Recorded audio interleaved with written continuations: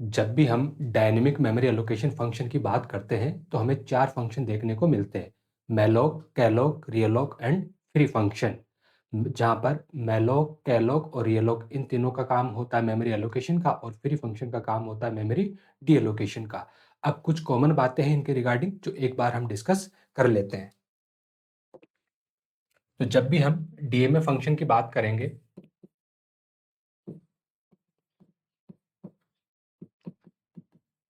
तो हमें 4 फंक्शन देखने को मिलते हैं। पहला फंक्शन होता है हमारे पास मैलोक,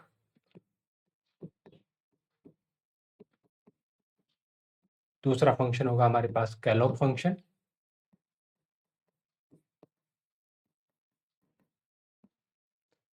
तीसरे नंबर पे आएगा रियलोक फंक्शन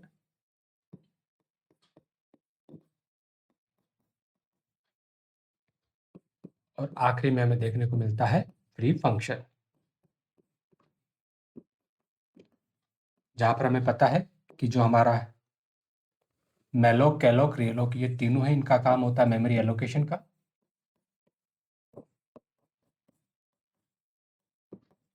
और जो फ्री फंक्शन होता है उसका काम होता है मेमोरी डी एलोकेशन का। मेमोरी डी एलोकेशन या फिर मेमोरी को रिलीज करवाना। ठीक है, अब ध्यान रखना, चाहे फंक्शन आपका मैलोक हो, कैलोक हो, रियलोक और फ्री फंक्शन, इन चारों फंक्शन का जो प्रोटोटाइप है, ठीक है, नोट लगा के कुछ बातें नोट कर लीजिए। इन फंक्शन का जो प्रोटोटाइप है वो अवेलेबल होता है stdlib.h नाम की हेडर फाइल में। तो हम लिख सकते हैं कि prototype of DMA function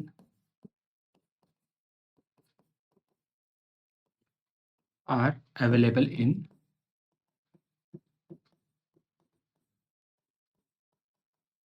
stdlib.h header file. कौन सी हेडर फाइल में अवेलेबल होगा? जो स्टैंडर्ड लाइब्रेरी हेडर फाइल है उसमें इनका प्रोटोटाइप अवेलेबल होगा। ध्यान रखना, प्रोटोटाइप को हम क्या बोलते हैं? Function declaration. Function declaration, function declaration बोलो या फंक्शन प्रोटोटाइप बोलो, बात एक ही होती है। तो जितनी भी हेडर फाइल होती है, हेडर फाइल में हमेशा इनबिल्ट फंक्शन का प्रोटोटाइप होता है और जितनी भी लाइब्रेरी फाइल होती है, लाइब्रेरी फाइल में हमेशा इनबिल्ट फंक्शन की डेफिनेशन लिखी हुई होती है। दूसरी बात जो आपको ध्यान में रखनी है वो ये रखनी है कि मैलोक, कैलोक और रियलोक इन फंक्शन का काम है मेमोरी एलोकेशन का। लेकिन कई बार ऐसा होगा कि आपका मेमोरी एलोकेशन क्या हो गया? फेल हो गया। वो किसी भी रीजन से फेल हो सकता है कि आपके हीप में क्या हो, अब स्पेस ही अवेलेबल ना हो। तो उस केस में मैलोक, कैलोक और रियलोक तीनों फंक्शन क्या रिटर्न करेंगे? आपको नल रिटर्न करेंगे। If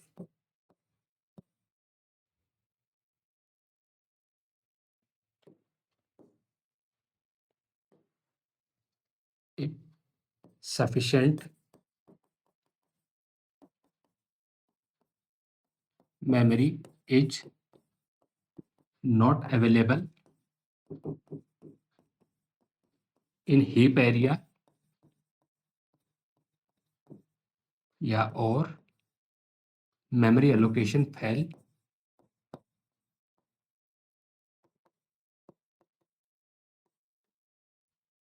for any region,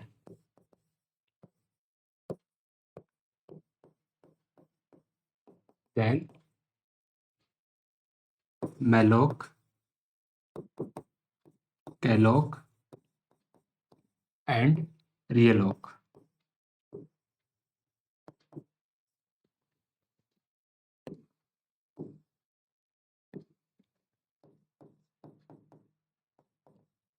function returns null। क्या रिटर्न करेंगे ये? नल रिटर्न करेंगे। अब ध्यान रखना, नल क्या है? यहाँ पर एक मैक्रो है।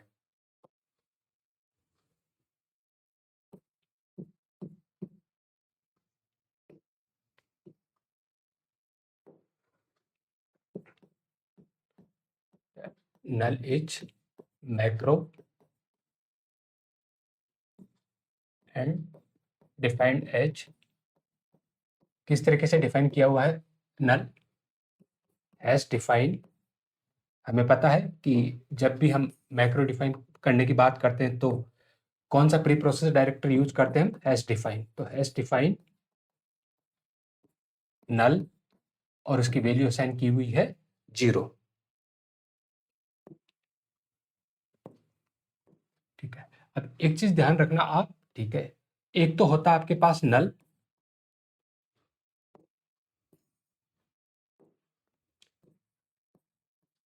एक होगा आपके पास 0 और एक होता आपके पास बैकस्लैश 0।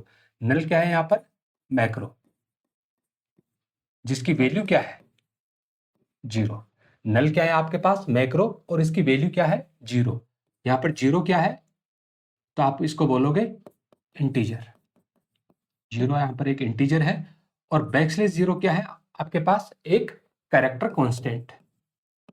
क्या आपके पास एक कैरेक्टर कांस्टेंट, और इस कैरेक्टर कांस्टेंट की आज की वैल्यू क्या होती है? आज की वैल्यू ऑफ बैकस्लैश 0 इज 0। अब इनमें कंफ्यूजन कहां होता है? देखो, मान के चलो आपने एक पॉइंटर बनाया है, स्ट्रिंग पीटीआर, और फिर आपने बोला कि पीटीआर असाइन नल। ठीक है, आपने एक पॉइंटर वेरिएबल बनाया, किस नाम से? पीटीआर नाम से। अब पॉइंटर वेरिएबल बना है तो कुछ ना कुछ इसकी भी तो लोकेशन रही होगी। मान के चलो कि इस पीटीआर की लोकेशन क्या है? 1000 है। फिलहाल आपने सिर्फ इसको डिक्लेयर किया है, तो ये किसी न किसी गार्बेज लोकेशन को क्या कर रहा होगा? कहीं ना कहीं पर पॉइंट कर रहा होगा। फिर आपने असाइन करवाया कि पीटीआर को क्या असाइन करवा दो? नल। और जैसे आप पीटीआर को नल असाइन करवाओगे, उसी टाइम पे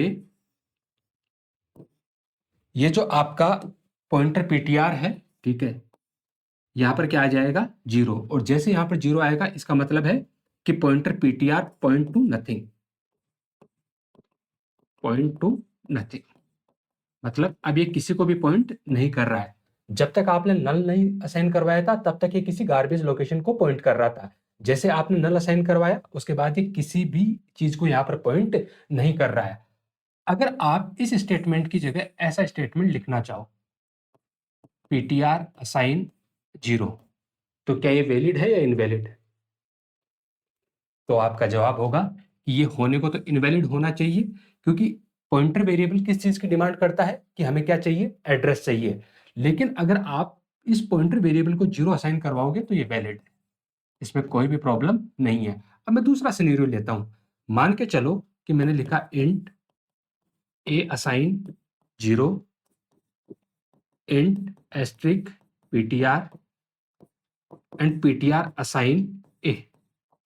अब क्या होगा? ए में क्या रखा हुआ है? 0, और पीटीआर को क्या असाइन करवाया आपने? 0। तो क्या ये चलना चाहिए? जवाब होगा नहीं, ये एरर है आपके पास, ऐसा पॉसिबल नहीं है। क्योंकि पीटीआर को क्या चाहिए यहां पर? एड्रेस। आपने क्या लिखा है यहां पर? ए क्या है? एक वेरिएबल। अब भले ही उसमें वैल्यू कुछ भी रखी हुई हो, उससे फर्क नहीं पड़ेगा।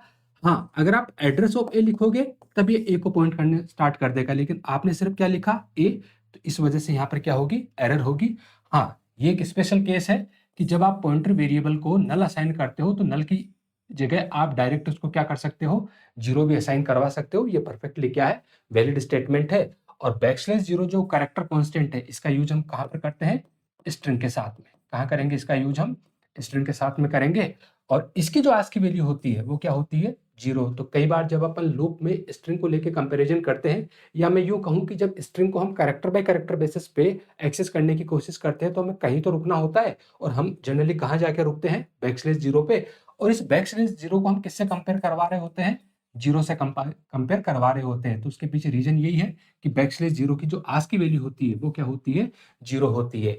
एक बात और ध्यान रखना, जो आपका ये नल मैक्रो डिफाइन है, ये दो हेडर फाइल में डिफाइन होता है। एक आपका stdio.h में, और दूसरा आपका stdlib.h में। ये दोनों में अवेलेबल होता है।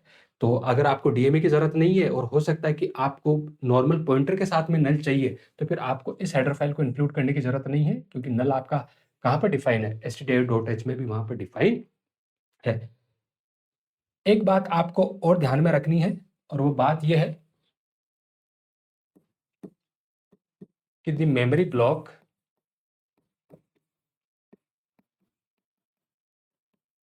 that created dynamically,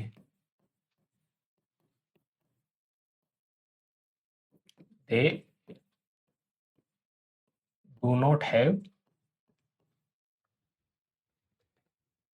any name, मतलब ऐसे मेमोरी ब्लॉक जो डायनेमिकली क्रिएट किए जाते हैं उनका किसी भी तरह का कोई नाम नहीं होता है, ओनली एड्रेस, जिसको मेमोरी लोकेशन भी बोल सकते हैं, इज यूज फॉर एक्सेस और प्रोसेस पर्पज, मतलब उनको एक्सेसिंग और प्रोसेसिंग के लिए केवल और केवल हम किसका यूज करेंगे, एड्रेस का यूज करेंगे, क्योंकि जो डायनेमिकली अलॉट होंगे वो चाहे आपका मेलोक के थ्रू अलॉट हुआ हो, चाहे वो ब्लॉक मेलोक के थ्रू क्रिएट हुआ हो, चाहे वो ब्लॉक केलॉक के थ्रू क्रिएट हुआ हो, चाहे वो रियलॉक के थ्रू क्रिएट हुआ हो, उन ब्लॉक का किसी भी तरह का कोई नाम नहीं होता। और हमें ये भी पता है कि जब मेलोक केलॉक और रियलॉक मेमोरी अलॉट करवाएंगे तो कौन से एरिया में हमें अलॉट करवाएंगे, हीप वाले एरिया में। तो हम यूं कह सकते हैं कि हीप वाले एरिया में जो ब्लॉक बनते हैं उनका किसी भी तरह का कोई नाम नहीं होता है, केवल और केवल क्या होता है, उनका एड्रेस होता है। तो ये कुछ बातें थी जो हमें ध्यान में रखनी है। अब हम वन बाय वन करके मेलोक, कैलोक, रियलॉक और फ्री फंक्शन को डिस्कस करेंगे। सबसे पहले मेलोक, कैलोक और फ्री को डिस्कस करेंगे, और रियलॉक फंक्शन को जब हम एक बार एरे को मेमोरी अलॉट करवाना सीख लेंगे उसके बाद हम रियलॉक फंक्शन को डिस्कस करेंगे। तो लिखा है मेलोक फंक्शन के रिगार्डिंग कि the malloc function is used to allocate a single block of memory at runtime during execution of the program। अगर हमें एक सिंगल ब्लॉक ऑफ मेमोरी अगर अलोकेट करवानी है तब हम किसका यूज करेंगे, मेलोक फंक्शन का यूज करेंगे। The memory allocated by malloc function is uninitialize, जो मेलोक के थ्रू जो ब्लॉक आपको मिलेगा उसमें किसी भी तरह की वैल्यू इनिशियलाइज नहीं होगी, और जब किसी भी तरह की वैल्यू इनिशियलाइज नहीं होगी तो उसमें हमेशा क्या रखा हुआ होगा, गार्बेज रखा हुआ होगा। इसका डिक्लेरेशन कैसे अवेलेबल है, सबसे पहले इसका जो रिटर्न टाइप है वो वर्ड पॉइंटर है। मेलोक और मेलोक फंक्शन एक आर्गुमेंट लेगा और वो एक आर्गुमेंट क्या होगा, ब्लॉक की साइज। ध्यान रखना जो ये ब्लॉक की साइज होगी वो ऑलवेज अनसाइंड इंटीजर।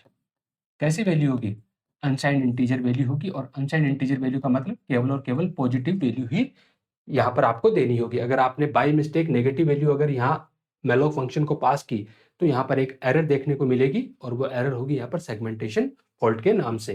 तो मेलोक फंक्शन का रिटर्न टाइप क्या है, वर्ड पॉइंटर। कितने आर्गुमेंट लेगा, एक आर्गुमेंट है, और वो एक आर्गुमेंट हमेशा किस टाइप की वैल्यू होगी, अनसाइंड इंट टाइप की वैल्यू होगी। तो the return type of malloc function is void pointer, and void pointer sometime also known as generic pointer, generic pointer। and if memory allocation fail then it return null। ये तो तीनों के साथ में ही होगा, मेलोक, कैलोक, रियलोक। अगर किसी भी रीजन से मेमोरी का एलोकेशन फेल होता है तो ये क्या रिटर्न करेंगे, आपको नल ये रिटर्न करेंगे। ये इसका डिक्लेरेशन था। अगर आप इसको यूज करना है तो यूज किस तरीके से करोगे, देखो यहां से रिटर्न क्या करेगा, ये एड्रेस रिटर्न करेगा, और जब एड्रेस रिटर्न करेगा तो एड्रेस को होल्ड करने के लिए क्या चाहिए, आपको पॉइंटर वेरिएबल चाहिए। तो यहाँ पर एक पॉइंटर वेरिएबल आपको चाहिए होगा जो मेलोक आपका रिटर्न करेगा एड्रेस उसको होल्ड करने के लिए। अब मेलोक हमेशा क्या रिटर्न करेगा, वर्ड पॉइंटर। क्या रिटर्न करेगा, वर्ड पॉइंटर। और वर्ड पॉइंटर को आपको क्या करना होगा, टाइप्ड पॉइंटर में कन्वर्ट करना होगा। और वो टाइप पॉइंटर कौन सा होगा, जिस टाइप का आप उस ब्लॉक को बनाना चाहते हो। तो जिस टाइप का डेटा टाइप आप यहां पर लिखोगे सेम टाइप का ये वाला पॉइंटर वेरिएबल आपका होना चाहिए। और आप इस तरीके से भी इसे यूज कर सकते हो। अगर आप यहाँ कास्टिंग नहीं करना चाहते हो तो कोई प्रॉब्लम नहीं है। मेलोक फंक्शन जो वर्ड पॉइंटर रिटर्न करेगा उसको आप किसको असाइन करवा दीजिए, इस पॉइंटर वेरिएबल को असाइन करवा दीजिए। लेकिन ध्यान रखना ये वाला जो सिंटैक्स है वो केवल सी में वैलिड है, वैलिड ओनली इन सी। और इसके पीछे रीजन आपको भली भांति पता होगा। जब हमने वर्ड पॉइंटर पढ़ा था तो वर्ड पॉइंटर के केस में हमने दो तरह के कन्वर्जन वहां पर देखे थे। पहला कन्वर्जन ये था कि जब हमारा टाइप पॉइंटर होता है, इस टाइप पॉइंटर को जब हम वर्ड पॉइंटर में इनिशियलाइज करवाते हैं तो ये काम कैसा होता है, इम्प्लिसिटली। कैसे होगा ये काम, इम्प्लिसिटली। और इम्प्लिसिटली भी सी और सी प्लस प्लस दोनों में ये काम कैसे होता है, इम्प्लिसिटली होता है। लेकिन जब आप वर्ड पॉइंटर को इनिशियलाइज करवाते हो किसमें, किसी भी टाइप्ड पॉइंटर में, तो उस केस में ये काम इम्प्लिसिटली होता है किसमें, इम्प्लिसिटली ये काम किस में होगा? सी में। लेकिन C++ में ये काम इम्प्लिसिटली नहीं होता है, वहां पर आपको इसकी कास्टिंग करनी ही पड़ेगी। तो ये इसीलिए क्या है, ये सी में तो वैलिड है क्योंकि यहाँ से वॉइड पॉइंटर है। वॉइड पॉइंटर किस में जा रहा है? टाइप पॉइंटर में। वॉइड पॉइंटर किस में जा रहा है? आपका टाइप पॉइंटर में जा रहा है। तो सी में तो ये काम कैसे हो जाएगा? ऑटोमेटिकली हो जाएगा। लेकिन C++ में आपको इसको क्या करना पड़ेगा? कास्ट करना ही पड़ेगा। इसलिए रिकमेंडेशन हमेशा ये होता है कि जब भी आप malloc फंक्शन का यूज करें तो आप पहले वाले सिंटैक्स को यूज करें और प्रॉपर तरीके से क्या करें? आप कास्टिंग करें। एक एग्जांपल से इस बात को समझ लेते हैं कि मान के चलो ये मेन फंक्शन हमने लिया है और मेन फंक्शन में हमने एक पॉइंटर वेरिएबल बनाया है ptr, और फिर हमने बोला है कि ptr assign int pointer cast किया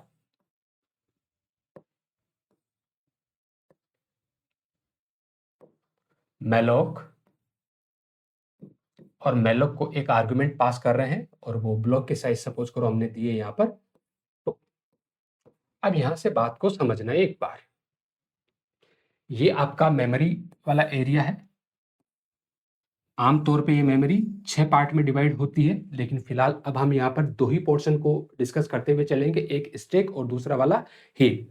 क्योंकि जितने भी पॉइंटर हम बनाएंगे वो फंक्शन के अंदर लोकल बनाएंगे, और जितने भी लोकल वेरिएबल है, ठीक है, वो चाहे किसी भी टाइप का, वो ऑर्डिनरी वेरिएबल हो चाहे वो पॉइंटर वेरिएबल हो, वो हमेशा कहाँ जाएंगे? स्टैक में जाएंगे।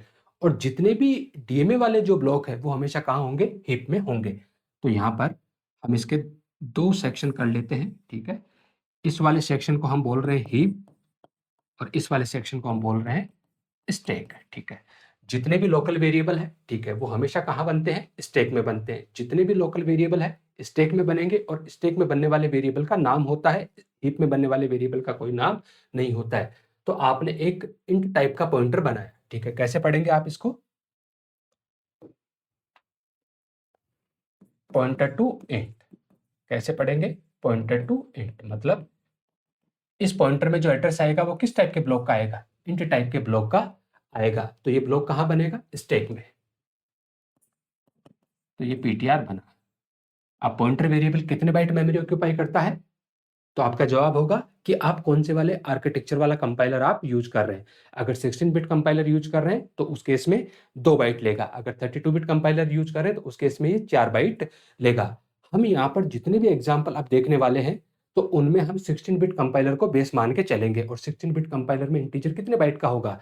2 बाइट का हमें देखने को मिलेगा। और पॉइंटर के बारे में तो हमें ये भी पता है कि पॉइंटर तो भले ही किसी भी टाइप का हो, उसका काम क्या है? एड्रेस को होल्ड करना। और जब उसका काम ही एड्रेस को होल्ड करना है तो वो हमेशा कितने बाइट मेमोरी ऑक्यूपाई करेगा? 2 बाइट मेमोरी ऑक्यूपाई करेगा 16 बिट कंपाइलर में। तो यहाँ से ये पीटीआर कितने बाइट मेमोरी ऑक्यूपाई कर रहा है? 2 बाइट मेमोरी ऑक्यूपाई कर रहा है। और जहाँ पर ये बनेगा मेमोरी में कुछ न कुछ इसकी लोकेशन होगी। तो सपोज करो इसका जो बेस एड्रेस है वो है 6530। क्या एड्रेस है इसका? 6530। जस्ट हमने अजम्पशन लिया है। फिर आपने बोला मेलोक, और मेलोक से कितने बाइट का ब्लॉक क्रिएट करवाया आपने? 2 बाइट का ब्लॉक क्रिएट करवाया। तो ये कहाँ करेगा मेलोक? हीप वाले एरिया में। तो ये हीप वाले एरिया में 2 बाइट का ब्लॉक इसने बनाया। मान के चलो कि ये जो 2 बाइट का ब्लॉक बना, इसके स्टार्टिंग बाइट का जो एड्रेस है जिसको हम बेस एड्रेस बोलेंगे वो कितना है? 1000 है। फिलहाल मेलोक ने ये ब्लॉक बनाया, इस ब्लॉक का नेचर फिलहाल कैसा है? Void pointer. मतलब फिलहाल कैसा है? ये वॉइड टाइप का है। मतलब इसमें किस टाइप का डेटा आएगा ये फिलहाल तय नहीं है। फिर आपने इसको किसमें कन्वर्ट कर लिया? जब ये रिटर्न कर रहा था 1000 वॉइड पॉइंटर को, तो आपने किसमें कन्वर्ट कर दिया? इसको इंट पॉइंटर में कन्वर्ट कर दिया। और जैसे आपने इसको इंट पॉइंटर में कन्वर्ट किया, अब ये ब्लॉक कैसा बन गया है? इंट टाइप का। कैसा? इंट टाइप का ये ब्लॉक बन गया है। मतलब ये जो एड्रेस है वो एड्रेस अब कैसा हो गया है? पॉइंटर टू इंट हो गया है। और जब ये एड्रेस पॉइंटर टू इंट हो गया तो ऑब्वियसली बात है इस ब्लॉक में जो डेटा आएगा वो किस टाइप का आएगा? इंट टाइप का। और उसको रिटर्न करवा दिया। और किस में असाइन करवाया आपने? पीटीआर में असाइन करवाया। अब बताओ पीटीआर कैसा है? Pointer to int. ये ब्लॉक ऑलरेडी कैसा बन चुका है? Pointer to int. तो यहाँ पर क्या आ जाएगा? 1000। और जैसे ये 1000 आएगा ये इस ब्लॉक को पॉइंट करना स्टार्ट कर देगा। फिलहाल यहाँ क्या रखा हुआ है? गार्बेज। हमें पता है कि मेलोक जो भी ब्लॉक बनाता है वो हमेशा अनइनिशियलाइज्ड ब्लॉक होता है और उस अनइनिशियलाइज्ड ब्लॉक में यहाँ क्या रखा हुआ है, कोई ना कोई गार्बेज। आगे बात करते हैं। अब मुझे इस वाले ब्लॉक में डेटा रखना है। अब इस वाले ब्लॉक में डेटा रखना है तो इस वाले ब्लॉक में डेटा रखने के लिए हमें क्या चाहिए, 1000, क्योंकि इस ब्लॉक का कोई नाम तो है नहीं 1000, और 1000 किस में रखा हुआ है, पीटीआर में। और पॉइंटर वेरिएबल के थ्रू किसी भी ब्लॉक को एक्सेस करने के लिए हम किसका यूज करते हैं, डी रेफरेंस ऑपरेटर का। तो हम लिखेंगे D reference of PTR assign 33। इसका मतलब ये हुआ कि पीटीआर के पास जो भी एड्रेस है उस मेमोरी लोकेशन पे क्या रख दो, 33। बताओ पीटीआर के पास क्या है, 1000 का क्या करना है आपको, डी रेफरेंस। 1000 का डी रेफरेंस करोगे मतलब 1000 वाली लोकेशन पे किसको रख दो, 33 को। ये रही 1000 वाली लोकेशन और यहाँ पर आप क्या रख देंगे, 33 रख देंगे। अगर इसको प्रिंट करवाना है तो प्रिंट करवाने के लिए आप लिख लीजिए printf value colon, integer type की वैल्यू है इसलिए परसेंट डी फॉर्मेट स्पेसिफायर का यूज किया, and dereference of PTR get ch and program end. उम्मीद है आपको ये वाली बात समझ में आ गई होगी। अब ये वाला जो स्टेटमेंट है जो हमने लिखा है, ptr assign pointer to int malloc and to, देखो हमारा इंटेंशन ये है कि हम इसको किस में कास्ट करना चाह रहे हैं, इंटीजर में कास्ट करना चाह रहे हैं। और इंटीजर कितने बाइट मेमोरी ऑक्यूपाई कर रहा है, 2 बाइट मेमोरी ऑक्यूपाई कर रहा है। लेकिन 2 बाइट मेमोरी किस में ऑक्यूपाई कर रहा है, तो आपका जवाब होगा कि जब आपका 16 बिट कंपाइलर है तब ये कितने बाइट मेमोरी ऑक्यूपाई कर रहा है, 2 बाइट मेमोरी ऑक्यूपाई कर रहा है। अगर आप इस सेम कोड को 32 बिट कंपाइलर पे चलाने की कोशिश करोगे तो क्या ये सही होगा, नहीं, बिल्कुल भी सही नहीं होगा, क्योंकि कास्ट किस में कर रहे हो, इंटीजर में, और वहां इंटीजर कितने बाइट का होता है, 4 बाइट का, और आप मेमोरी एलोकेशन कितने बाइट का करवा रहे हो, 2 बाइट का करवा रहे हो। तो फिर उस कोड को ऐसा बनाया जाए कि ये हर एक प्लेटफॉर्म पे क्या हो, एग्जीक्यूट हो जाए। तो क्यों ना हम सीधा सीधा यहाँ पर लिटल लिखने के बजाय इंटीजर कितने बाइट का है ये हम सिस्टम से ही कैलकुलेट करवा ले, और कोई भी वेरिएबल या कोई भी डेटा टाइप मेमोरी में कितने बाइट मेमोरी ऑक्यूपाई करेगा, अगर इस बात का पता लगाना है तो हम किसका यूज करते हैं, साइज ऑफ ऑपरेटर का। किसका यूज करते हैं, साइज ऑफ ऑपरेटर का। और साइज ऑफ ऑपरेटर में हम यहाँ पर डेटा टाइप भी पास कर सकते हैं। डेटा टाइप के अलावा हम यहाँ पर कोई लिटरल भी पास कर सकते हैं, कोई वेरिएबल भी यहाँ पर पास कर सकते हैं। तो हमें इस बार किसकी साइज कैलकुलेट करवानी है, डेटा टाइप की। तो बजाय में इस स्टेटमेंट को ऐसा लिखने की कोशिश करेंगे, ptr assign pointer to int malloc and size of int। तो देखो एक चीज और ध्यान रखना, जो आपका ये साइज ऑफ होता है वो कैसा ऑपरेटर, ये कंपाइल टाइम ऑपरेटर है। कैसा ऑपरेटर होता है ये, कंपाइल टाइम ऑपरेटर होता है। मतलब ये जो भी कार्यक्रम करेगा कंपाइलेशन के टाइम पे ही कर देता है। तो कंपाइलेशन के टाइम पे ही साइज ऑफ इंट, और इंट किस पे डिपेंड करेगा, कौन सा सिस्टम आप यूज कर रहे हो। अगर 16 बिट आप यूज कर रहे हो तो इस पूरे स्टेटमेंट की जगह क्या दे देगा आपको 2, और अगर आप 32 बिट यूज कर रहे हो तो इस पूरे के पूरे स्टेटमेंट की जगह क्या आ जाएगा, 4 आ जाएगा। अगर आपने 16 बिट किया तो इस पूरे स्टेटमेंट की जगह क्या आ जाएगा, 2। तो जब आप 16 बिट को यूज करोगे तब ये इसके इक्विवेलेंट बन जाएगा, और जब आप 32 बिट कंपाइलर को यूज करोगे तब यहाँ पर ऑटोमेटिकली क्या आ जाएगा, 4 आ जाएगा। तो आगे अब हम जितने भी स्टेटमेंट देखने वाले हैं वहां पर हम डायरेक्टली इस तरीके से लिटल पास नहीं करेंगे। जब भी हमें साइज की रिक्वायरमेंट होगी हमेशा हम किससे कैलकुलेट करवाएंगे, साइज ऑफ ऑपरेटर से ही कैलकुलेट करवाएंगे। अब एक बार यहाँ पर इंट के लिए हमने मेमोरी अलॉट करवाई है, एक बार हम हर एक टाइप के ब्लॉक के लिए मेमोरी अलॉट करवा के एक छोटा सा कोड हम देख लेते हैं।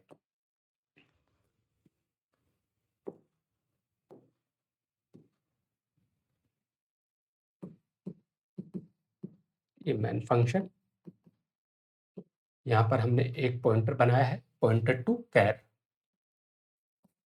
लिखा char asterisk ptr1 int asterisk ptr2 and float asterisk ptr3। अब तीनों को हम क्या करेंगे, डायनेमिकली मेमोरी अलॉट करवाएंगे। तो यहाँ पर हमने लिखा ptr1 असाइन, कास्ट किया पॉइंटर टू कैर में malloc size of char, same ptr2 assign pointer to int malloc size of int ptr3 assign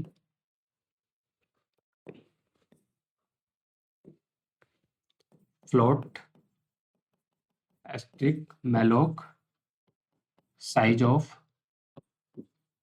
float। ठीक है, एक बात हमने सीखी थी कि इस बात की गुंजाइश हमेशा बनी रहती है कि मेमोरी का एलोकेशन किसी भी रीजन से क्या हो सकता है, फेल हो सकता है। तो जब भी आप कोई कोड लिखोगे तो कोड हमेशा क्या होना चाहिए, फुल प्रूफ होना चाहिए कि वो हर एक सिचुएशन में क्या करे, काम करे। और हमें ये भी पता है कि मेलोक हो, कैलोक हो या रियलोक हो, जब जब मेमोरी का एलोकेशन फेल होगा उस केस में हमेशा ये क्या रिटर्न करेंगे, नल रिटर्न करेंगे। तो अब हम ये चेक कर लेते हैं कि ptr1 ptr2 या ptr3 किसी में भी अगर नल आया है तो इस प्रोग्राम के एग्जीक्यूशन को क्या कर दिया जाए, रोक दिया जाए। तो हम चेक करेंगे कि यदि ptr1 में रखा हुआ कंटेंट किसके बराबर हो, नल के बराबर हो, या तो इसके लिए हम लॉजिकल और का यूज करेंगे। ptr2 में रखा हुआ कंटेंट में भी अगर नल आया है या ptr3 में रखा हुआ कंटेंट भी किसके बराबर हो, नल के बराबर हो, तो उस केस में हमें एग्जीक्यूशन को रोक देना चाहिए। उसके लिए हम सिंपल सा एक मैसेज प्रिंट करवा देंगे, printf, यहाँ पे लिखा सॉरी मेमोरी एलोकेशन है, मेमोरी एलोकेशन फेल्ड। ठीक है, अभी हम ये नहीं बता सकते कि इन तीनों में से किस में नल आया है, लेकिन तीनों में से किसी में भी नल आ गया तो ये वाला कोड एग्जीक्यूट हो जाएगा। आप चाहो तो तीनों को क्या कर सकते हो, इंडिविजुअल भी चेक कर सकते हो। अब चूंकि मेमोरी का एलोकेशन ही फेल हो गया तो फिर हमें इस प्रोग्राम को क्या करना चाहिए, एग्जिट करवा देना चाहिए। लेकिन एग्जिट करवाने से पहले गेट ch, चूंकि ये मैसेज हमें दिखता रहे, और उसके बाद एग्जिट फंक्शन को कॉल किया और यहाँ स्टेटस क्या पास कर देते हैं, जीरो। जीरो पास करने का मतलब कि जो एग्जीक्यूशन, जो टर्मिनेशन हो रहा है वो कैसा हो रहा है, नॉर्मल टर्मिनेशन हो रहा है। अगर ऐसा है तो ये वाला कोड चलेगा, और अगर इनमें किसी में भी नल नहीं आया इसका मतलब सक्सेसफुली इन्होंने क्या किया, मेमोरी का एलोकेशन करवाया, तो उस केस में फिर ये कोड स्मूथली चलेगा। तो एक बार इतने कोड को मैं ड्राई रन करके बता देता हूं, आगे फिर इसमें वैल्यू रखेंगे। देखो ये हमारी मेमोरी है। अभी हम मान के चलते हैं कि इस मेमोरी के हम दो ही रीजन बना रहे हैं, एक स्टैक और दूसरा वाला हीप वाला एरिया। ये स्टैक वाला रीजन है और ये हीप वाला रीजन है।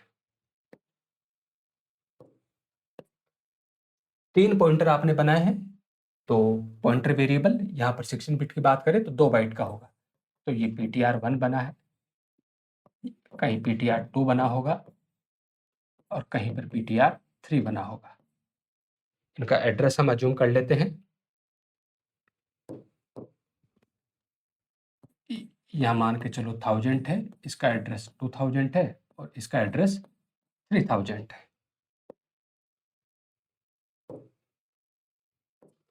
उसके बाद आपने बोला malloc size of char, obviously बात है कैरेक्टर 1 बाइट का होता है, तो ये क्या करेगा, हीप वाले एरिया में 1 बाइट का ब्लॉक बनाएगा। और मान के चलो कि उस 1 बाइट का जो ब्लॉक है उसका एड्रेस क्या है, 4000। किसमें कास्ट किया, कैरेक्टर पॉइंटर में कास्ट किया। जो वॉइड पॉइंटर था उसको कैरेक्टर पॉइंटर में कास्ट किया और किसको दे दिया, ptr1 को दे दिया। और ptr1 आप ऑलरेडी पॉइंटर टू कैर बना के आए हो तो सब कुछ ठीक है। तो ptr1 में क्या चला जाएगा, यहाँ पर 4000, ptr1 में क्या चला जाएगा 4000। तो यहाँ पर क्या आया 4000, और जैसे इसको 4000 मिला उसी टाइम पे ये इस मेमोरी ब्लॉक को पॉइंट करना स्टार्ट कर देगा। चूंकि ये ब्लॉक मैलोक से बना है तो फिलहाल इसमें गार्बेज रखा हुआ है। उसके बाद आपने स्टेटमेंट लिखा मैलोक और साइज ऑफ इंट, तो इस बार 2 बाइट का ब्लॉक बनेगा। यहाँ पर कहीं पर ये 2 बाइट का ब्लॉक बना होगा। मान के चलो कि इस 2 बाइट के ब्लॉक का जो एड्रेस है वो क्या है, 5000। उसके बाद जो वर्ड पॉइंटर था उसको आपने इंट पॉइंटर में कास्ट किया और किसको दे दिया, ptr2 को। ptr2 कैसा है, पॉइंटेड टू इंट, तो ptr2 में क्या चला जाएगा 5000।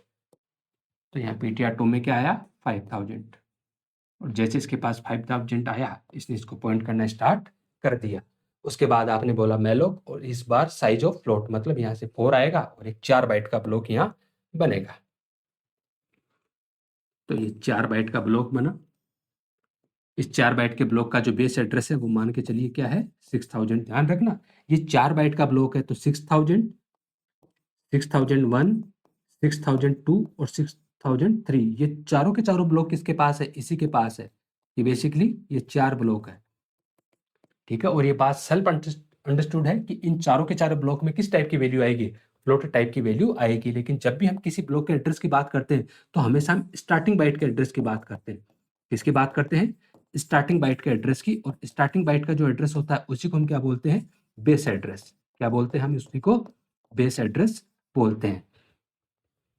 वर्ड पॉइंटर को फ्लोट पॉइंटर में कास्ट किया और किसको दे दिया, ptr3 को यहाँ पर दे दिया। तो ptr3 में क्या आ जाएगा 6000, यहाँ पर क्या आया 6000। और जैसे यहाँ 6000 आएगा उसी टाइम पे ये इस ब्लॉक को पॉइंट करना स्टार्ट कर देगा।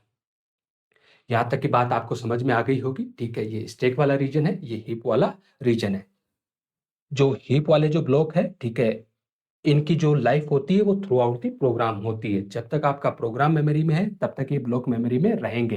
हाँ, अगर उससे पहले अगर आपको रिलीज करवाना है तो आपको अपनी तरफ से फ्री फंक्शन का यूज करके आप क्या करवाओगे, इनको रिलीज करवाओगे। इसके अलावा इनका कोई नाम नहीं होता है। ये वाले जो स्टैक वाले ब्लॉक है ये लोकल वेरिएबल है। जैसे प्रोग्राम का कंट्रोल इस फंक्शन की मेन फंक्शन की बॉडी से बाहर निकलेगा उसी टाइम पे स्टैक में जितने भी फंक्शन, जितने भी वेरिएबल बने थे किसके कंटेक्स्ट में, मेन के कंटेक्स्ट में, उन सब की मेमोरी को क्या करवा दिया जाएगा, रिलीज करवा दिया जाएगा। अब अगर आप इनमें कुछ डेटा रखना चाहो तो ऑब्वियसली आप बिल्कुल डेटा रख सकते हो। अब डेटा रखने के लिए आप चाहो तो यूजर से इनपुट करवा लीजिए और आप चाहो तो डायरेक्टली डीरेफरेंस करके भी आप डेटा दे सकते हो। हम यूजर से डेटा इनपुट करवाना चाह रहे हैं। आप इस कोड को अच्छे से समझ लीजिए एक बार। तो हमने लिखा यहाँ पर प्रिंटफ, एक मैसेज दिया है और बोला एंटर एक कैरेक्टर, कि एक कैरेक्टर को क्या कीजिए, आप एंटर कीजिए, ठीक है। अब एक बात आप समझना कि मान के चलो इस कोड से अलग जाके मैं बता रहा हूं, एक कैरेट टाइप का वेरिएबल आपने बनाया लेट से ch, और ch में आप यूजर से इनपुट करवाना चाह रहे हो। जब आप यूजर से इनपुट करवाना चाह रहे हो तो यहां पर आपने एक मैसेज दिया होगा printf एंटर ए कैरेक्टर,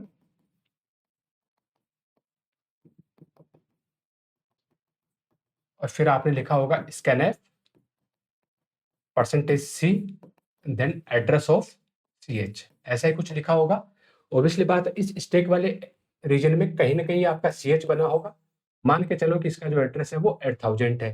तो जब आप लिखते हो कि डेटा किस टाइप का रीड करना है, कैरेक्टर टाइप का, और उसको रखना क्या है, एड्रेस ऑफ ch, और ch का एड्रेस क्या है 8000, मतलब इसके अंदर फंक्शन को हमेशा क्या चाहिए, मेमोरी लोकेशन चाहिए जहां पर डेटा को रखना है। अभी मेरे को जो कैरेक्टर हम लेके आए उस कैरेक्टर को कहां रखना है, 4000 वाले लोकेशन पे। कहां रखना है, 4000 वाले लोकेशन पे। और इस पूरे के पूरे कोड में देख के बताओ कि आपको 4000 कहां नजर आ रहा है। तो आपका जवाब होगा कि जब जब मैं ptr1 लिखूंगा कहीं पर भी, जब जब मैं ptr1 लिखूंगा तो ptr1 के अंदर क्या बैठा है 4000, तो यहां से क्या आ जाएगा मेरे पास 4000 आ जाएगा। तो कहीं पर भी मुझे एड्रेस ऑफ लगाने की जरूरत है क्या, नहीं। क्या चाहिए था 4000, क्योंकि जो कैरेक्टर रखना है वो इस वाले लोकेशन पर रखना है, और ये 4000 किसके पास बैठता है, ptr1 के पास बैठा है।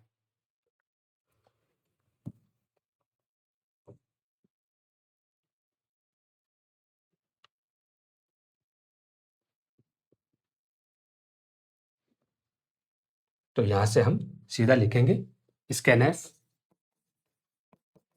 %c and ptr1। ध्यान रखना डीरेफरेंस और ptr1 करोगे तो इसके अंदर रखा हुआ कंटेंट आ जाएगा। जब आप ptr1 लिखोगे तो इसके अंदर क्या है 4000, तो 4000 वाले लोकेशन पे ये डेटा रख देगा। ऐसे हमें एक इंटीजर चाहिए और एक फ्लोट चाहिए। तो आगे हम लिख देते हैं printf एंटर ए इंटीजर।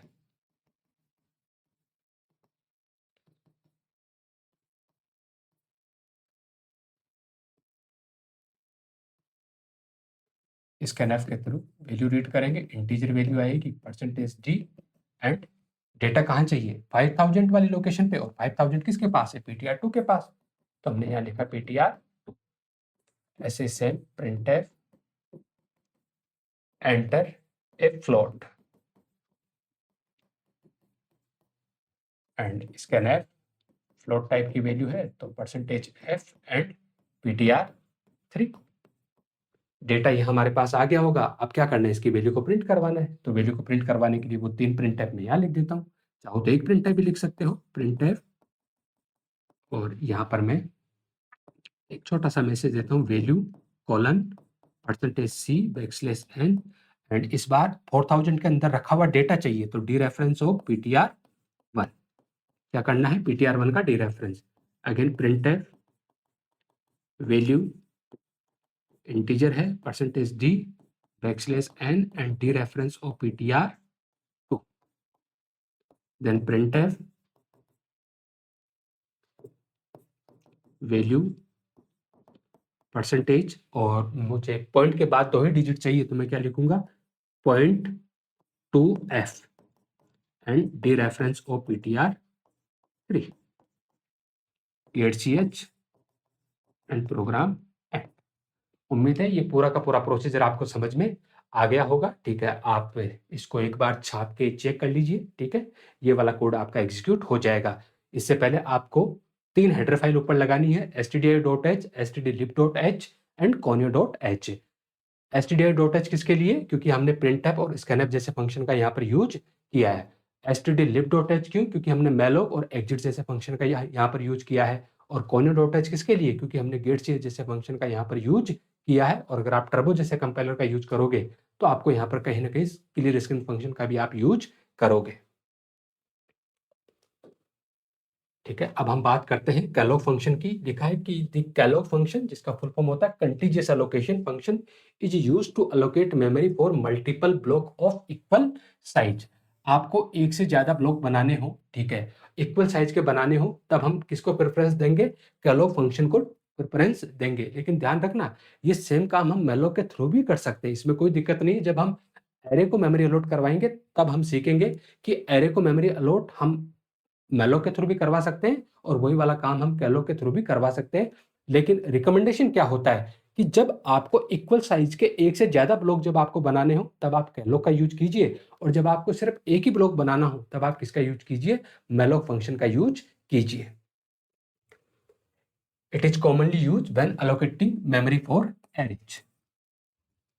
लिखा है कि मैलोक फंक्शन के अपोजिट कैलोग फंक्शन वैल्यू को क्या करता है, इनिशियलाइज करता है ब्लॉक को, किससे, 0 से। मतलब जो मेमोरी ब्लॉक मैलोक के थ्रू बनते हैं दे आर कंटेन गार्बेज, जबकि कैलोग के थ्रू जो मेमोरी ब्लॉक बनेंगे उनमें वैल्यू बाय डिफॉल्ट क्या चली जाएगी, 0 चली जाएगी। And if the memory allocation fail, obviously similar to malloc function, calloc function also return null value. Declaration कैसा है, जैसा आपका malloc function void pointer return करता है, सिमिलरली ये भी क्या रिटर्न करेगा, वॉइड पॉइंटर रिटर्न करेगा। लेकिन मैलोक फंक्शन आपका एक आर्गुमेंट लेता है और वो एक आर्गुमेंट क्या होता है, ब्लॉक की साइज, जो हमेशा कैसी होती है, अनसाइंड इंटीजर।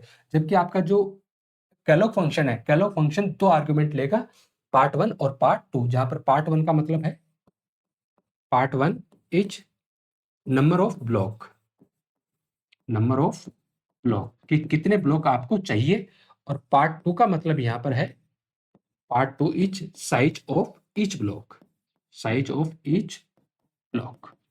आगे होगी बात समझ में कि आपको कितने ब्लॉक चाहिए और हर एक ब्लॉक का साइज क्या है। जैसे आपने लिखा कैलोग और आपने बोला कि मुझे कितने ब्लॉक चाहिए, साहब 6 ब्लॉक चाहिए, और वो हर एक ब्लॉक कितने बाइट का चाहिए, तो आपने बोला कि 2 बाइट का चाहिए। तो ये टोटल मेमोरी कितनी होगी, 12 बाइट, क्योंकि ब्लॉक कितने चाहिए, 6 ब्लॉक चाहिए।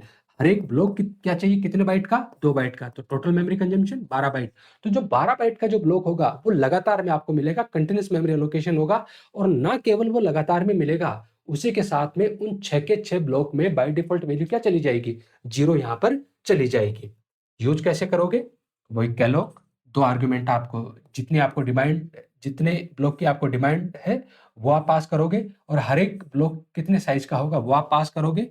ऑब्वियसली बात है, ये वॉइड पॉइंटर रिटर्न करेगा। वॉइड पॉइंटर को आपने किस में कन्वर्ट, कास्ट कर लिया है, रिक्वायर्ड पॉइंटर में या टाइप पॉइंटर में आपने कास्ट कर लिया, और उसके बाद उस एड्रेस को आपने किसको प्रोवाइड करवा दिया है, इस पॉइंटर वेरिएबल को आपने प्रोवाइड करवा दिया है। एक एग्जांपल से समझ लेते हैं। देखो डिटेल में इसको हम देखेंगे कब, जब हम एरे को मेमोरी अलॉट करवाएंगे तब। फिलहाल मैं इसको एक एक ब्लॉक के थ्रू क्या करवा लेता हूँ, हर एक डेटा टाइप के साथ इसको क्रिएट करवा लेते हैं। तो मैन फंक्शन लिया, मैन फंक्शन में मैं सिमिलरली 3 पॉइंटर बना लेता हूं। लेट्स से इंट ए,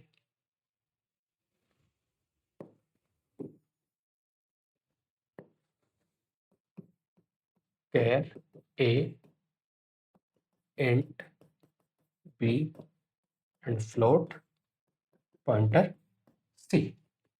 अब ए में क्या आ जाए, जो कैलोक रिटर्न करे, और जो कैलोक रिटर्न करे उसको मैं कास्ट कर लेता हूं किसमें, पॉइंटर टू कैर में। यहां पर लिखा कैलोक, कितने ब्लॉक चाहिए, हमने बोला साहब एक ही ब्लॉक चाहिए, और वो ब्लॉक कितने बाइट का हो, तो बोला कि जितने कैर की साइज है उतने बाइट का हो। तो यहां पर लिखा साइज ऑफ एंड कैर। फिर बोला कि अच्छा बी में क्या है, जो कैलोक रिटर्न करे उसको हमने कास्ट कर लिया पॉइंटर टू इंट में। यहाँ लिखा कैलोक, कितने ब्लॉक चाहिए, एक ब्लॉक, और उस ब्लॉक की साइज क्या चाहिए, साइज ऑफ जो इंटीजर की साइज है। और फाइनली लिखा सी, एंड यहाँ पर लिखा है किसमें कास्ट कर लिया इसको, पॉइंटर टू फ्लोट में कास्ट कर लिया। कैलोक, एक ब्लॉक चाहिए और उस ब्लॉक की साइज क्या चाहिए, साइज ऑफ फ्लोट। उसके बाद चाहो तो आप इसमें वैल्यू पे प्रोवाइड करवा सकते हो, वो सेम सिनेरियो यहाँ पर बनेगा। ठीक है, उम्मीद है ये बात अब आपको समझ में आ गई होगी। ये स्टैक वाला रीजन है, ये आपका हीप वाला रीजन है। यहाँ कहीं ना कहीं पर ए बना होगा, कहीं पर बी बना होगा, और कहीं पर आपका सी यहाँ बना होगा। इनका भी कुछ ना कुछ एड्रेस रहा होगा। फिर एक ब्लॉक बनाया आपने, कितने ब्लॉक बनाए, एक ब्लॉक बनाना चाह रहे हो, और कितने साइज का, जितनी कैर की साइज है, मतलब 1 बाइट का एक ब्लॉक बनेगा। यहाँ पर मान के चलो उसका एड्रेस है 1000, और ये आपने किसको दे दिया, ए को आपने दे दिया। फिर आप एक ब्लॉक बनाना चाह रहे हो, ठीक है, किस साइज का, जितनी इंट की साइज है, तो ऑब्वियसली ये 2 बाइट का एक ब्लॉक बना होगा। मान के चलो इसका एड्रेस 2000 है, और यहाँ पर क्या आ जाएगा आपका 2000 यहाँ पर आ जाएगा। फिर आपने बोला कि एक ब्लॉक बना दो, कितने साइज का, जितनी फ्लोट की साइज है, तो ये 4 बाइट का ब्लॉक बना होगा, और इसका एड्रेस इसके पास आ गया होगा लेट्स से 3000। ऑब्वियसली बात है, जो कैलोक है वो डिफॉल्ट वैल्यू किससे इनिशियलाइज कर देगा, इनको 0 से इनिशियलाइज कर देगा।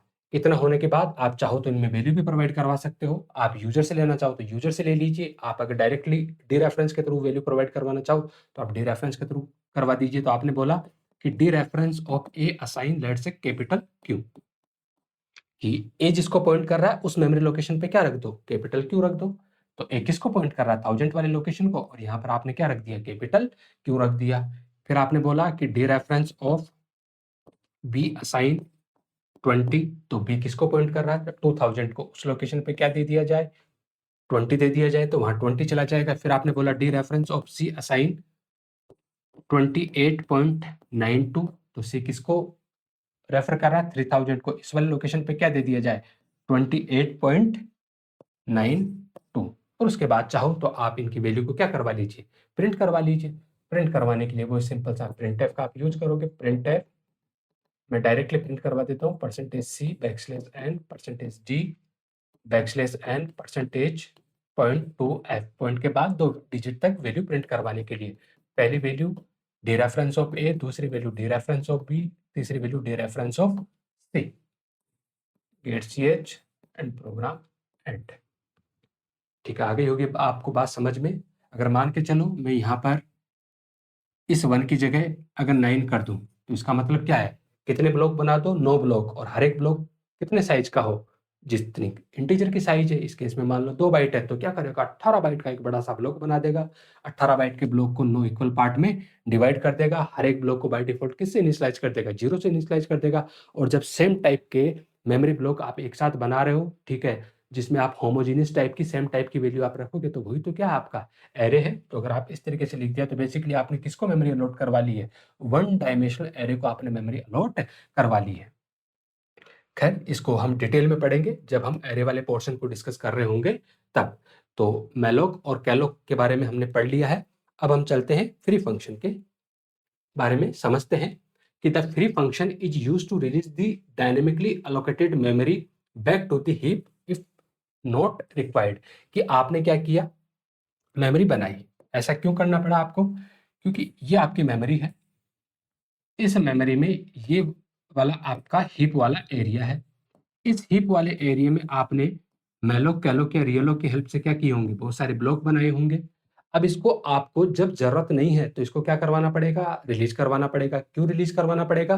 क्योंकि हीप वाले एरिया में जो ब्लॉक बने हैं उनकी जो लाइफ स्पान है वो क्या है, थ्रू आउट दी प्रोग्राम है। तो अगर आपको during execution of the program उस मेमोरी की रिक्वायरमेंट नहीं है तो आपको क्या करवाना चाहिए, उसको वापस से फ्री करवाना चाहिए, जिससे कि ऑपरेटिंग सिस्टम इस हीप वाले एरिया में उस ब्लॉक को इन फ्यूचर जब जरूरत पड़े तो किसी दूसरे को क्या कर सके, अलॉट कर सके। तो इसलिए आपको क्या करना पड़ेगा, इसको रिलीज करवाना पड़ेगा। और रिलीज करवाने के लिए आप किसका यूज करोगे, फ्री फंक्शन का यूज करोगे। लिखा है कि whenever memory is allocated using malloc, calloc और realloc it remain reserved in heap section until it is explicitly release by the programmer using free function. की जब तक प्रोग्रामर इसको फ्री फंक्शन के थ्रू एक्सप्लिसिटली रिलीज नहीं करता तब तक वो मेमोरी क्या होती है, बनी रहती है, क्योंकि उसका जो लाइफ स्पैन है वो थ्रू आउट द प्रोग्राम होता है। कैसा है फ्री फंक्शन का डिक्लेरेशन? तो फ्री फंक्शन किसी भी तरह की वैल्यू रिटर्न नहीं करेगा, क्योंकि इसका रिटर्न टाइप क्या है, वॉइड। और उसके बाद आपने लिखा है फ्री, लेकिन फ्री फंक्शन एक आर्गुमेंट लेता है और वो आर्गुमेंट हमेशा क्या होता है, जेनरिक पॉइंटर। आर्गुमेंट हमेशा क्या होता है, जेनरिक पॉइंटर होता है। ठीक है, ये वैसे आपको कभी भी रिक्वायरमेंट नहीं होती है कि ये किस टाइप का आर्गुमेंट लेता है, लेकिन जब आप कॉम्पिटिटिव एग्जाम की तैयारी करते हो और वहां पर 4 ऑप्शन दे दे कि बताओ चारों ऑप्शन में से फ्री फंक्शन का प्रोटोटाइप कैसा है, तब आप मात खा जाओगे। बाकी तो सीधा सीधा क्या पास करना है, पॉइंटर वेरिएबल का नाम पास करना है जो उस पर्टिकुलर मेमोरी को क्या कर रहा है, पॉइंट कर रहा है, आपका काम हो जाएगा।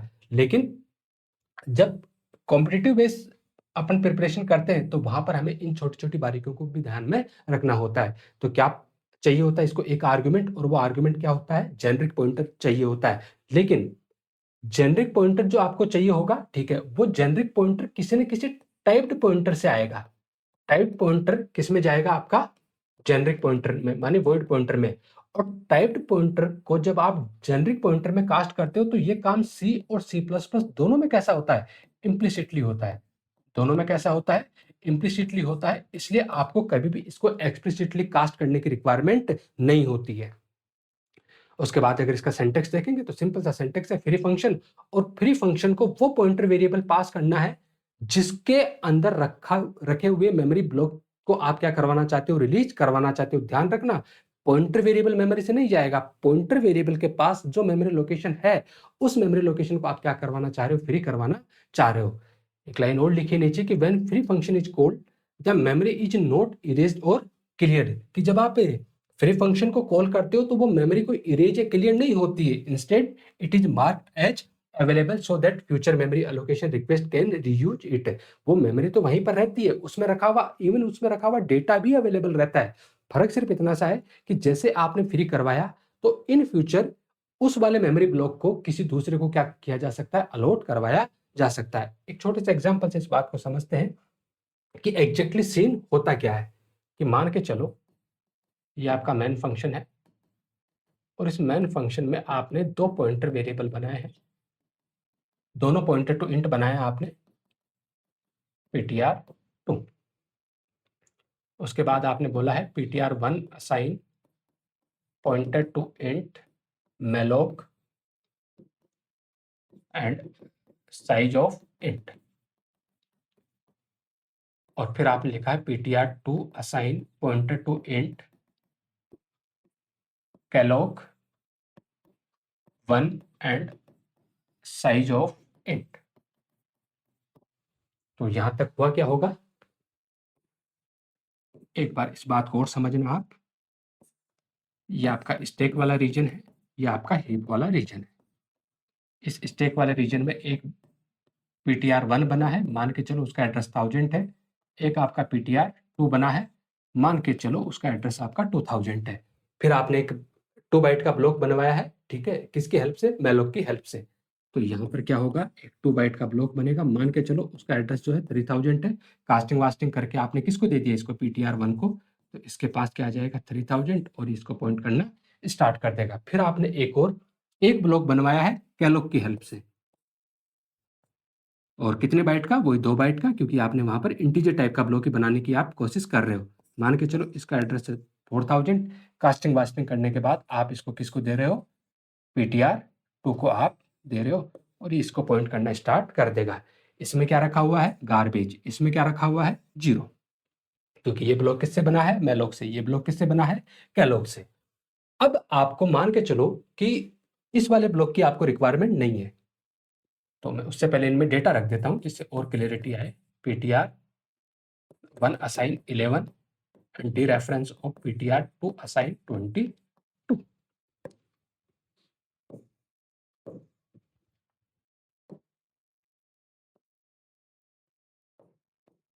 तो यहाँ पर डेटा आ जाएगा 11 और यहाँ पर डेटा आ जाएगा 22। उसके बाद आपको इस ब्लॉक की रिक्वायरमेंट नहीं है, मतलब आप इसकी मेमोरी को रिलीज करवाना चाह रहे हो। कौन सी मेमोरी को रिलीज करवाना चाह रहे हो? 3000 वाले ब्लॉक को आप रिलीज करवाना चाह रहे हो। और ये 3000 किसके पास बैठा है? ptr1 के पास। तो आप क्या लिखोगे? Free and ptr1। तो यहाँ ptr1 का कुछ नहीं होगा, ठीक है।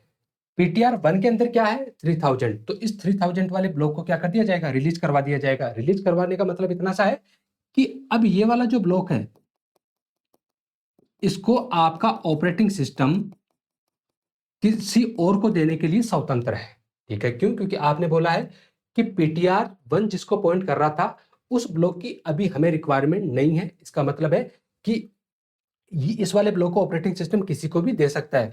बाकी कहीं पर कुछ भी चेंजेस नहीं होगा। ptr1 के अंदर अभी भी क्या रखा हुआ है? 3000 ही रखा हुआ है, ठीक है। और ये किसको पॉइंट कर रहा है? इसी ब्लॉक को पॉइंट कर रहा है। इसमें अभी भी क्या रखा हुआ है? 11 ही रखा हुआ है। लेकिन आपने ये बोल दिया है कि ऑपरेटिंग सिस्टम अगर रिक्वायरमेंट हो तो इस वाले ब्लॉक को किसी और को दे सकते हैं। और जैसे आपने ये वाला स्टेटमेंट लिखा, ये वाला स्टेटमेंट चलने के जस्ट बाद जो आपका ptr1 है ना, ये ptr1 एक स्पेशल टाइप का पॉइंटर बन गया और उसको हम बोलते हैं डैंगलिंग पॉइंटर। क्या बोलते हैं उसको? हम डैंगलिंग पॉइंटर बोलते हैं। क्या होता है डैंगलिंग पॉइंटर? ऐसा पॉइंटर वेरिएबल जो थोड़ी देर पहले तो बिल्कुल वैलिड पॉइंटर था, मतलब जिस लोकेशन को पॉइंट कर रहा था वो एक वैलिड मेमोरी लोकेशन था, लेकिन उसके बाद जिस मेमोरी लोकेशन को पॉइंट कर रहा था वो वाली मेमोरी लोकेशन को तो आपने रिलीज करवा दिया, लेकिन आपका पॉइंटर वेरिएबल अभी भी उसी मेमोरी लोकेशन को क्या कर रहा है? पॉइंट कर रहा है। तो ऐसे पॉइंटर को हम क्या बोलेंगे? डैंगलिंग पॉइंटर बोलेंगे। तो जब कभी भी आप फ्री फंक्शन के थ्रू किसी मेमोरी ब्लॉक को आप रिलीज करवाओ, उसके जस्ट इमीडिएट बाद उस पॉइंटर को डैंगलिंग पॉइंटर से आपको बचाना है। और डैंगलिंग पॉइंटर से बचाना है मतलब उस पॉइंटर वेरिएबल में आपको क्या असाइन करवा देना चाहिए? नल असाइन करवा देना चाहिए।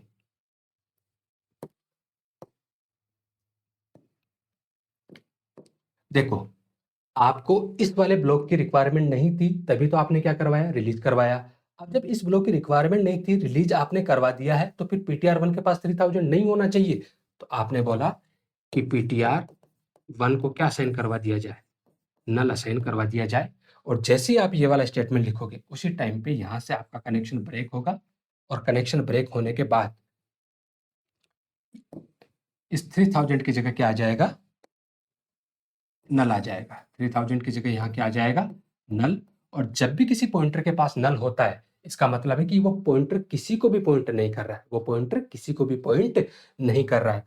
तो आपको इस बारीकी का बहुत विशेष ध्यान रखना है कि आपका पॉइंटर कभी भी डैंगलिंग पॉइंटर ना बने। और डैंगलिंग पॉइंटर बनने की सिचुएशन एक ही होती है। पॉइंटर वेरिएबल था, थोड़ी देर पहले वैलिड था, जिस मेमोरी लोकेशन को पॉइंट कर रहा था, अब उस मेमोरी लोकेशन को रिलीज करवा दिया। पॉइंटर अभी भी उस मेमोरी लोकेशन को क्या कर रहा है? पॉइंट कर रहा है।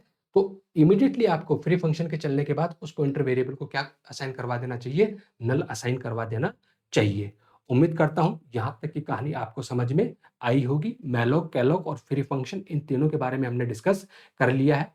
अब आगे की जो क्लासेस होगी उसमें हम सबसे पहले वन डायमेंशनल एरे को मेमोरी अलॉट करवाएंगे, फिर 2D एरे को, और उसके बाद जितने भी यूजर डिफाइंड डेटा टाइप है उनको हम मेमोरी अलॉट करवाएंगे। और उसके बाद हम आखिरी में देखेंगे रियलॉग फंक्शन को, या रियलॉग फंक्शन को हम जब एरे को हम मेमोरी अलॉट करवा रहे होंगे उस टाइम पे भी हम डिस्कस कर लेंगे। अंत तक रुके, उसके लिए धन्यवाद आपका। बाकी कोई शिकायत हो, कोई सुझाव हो तो आप जरूर कमेंट बॉक्स की तरफ क्या कीजिए, रुख कीजिए।